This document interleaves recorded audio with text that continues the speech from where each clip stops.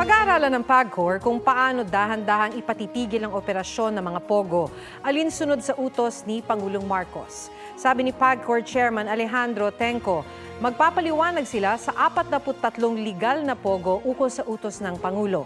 Mungkahin ni Tenco sa mga kababayan nating mawawalan ng trabaho dahil sa pogo ban, makipag-ugnayan sa DOLE para makakuha ng skills o job training program.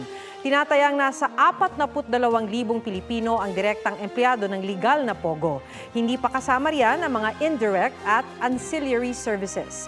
Sabi naman ni Labor Secretary Bienvenido Laguesma, gagawa sila ng paraan para mabigyan ng trabaho ang mga Pilipinong pogo workers. Ikinatuwa rin ng Presidential Anti-Organized Crime Commission at ng ilang mambabatas ang pogo ban.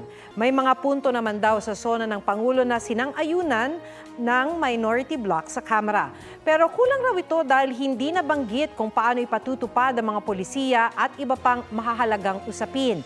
Kaya magkakaroon pa rin daw sila ng kontra-SONA.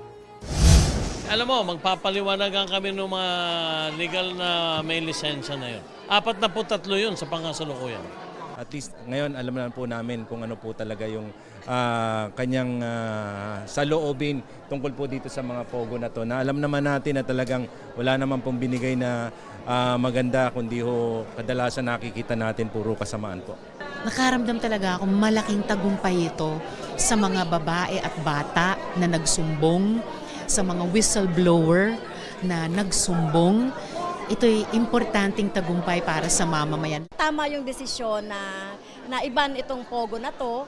Bagamat binan yung pogo, kailangan pa rin i-address itong trabaho para sa ating mga kababayan. No?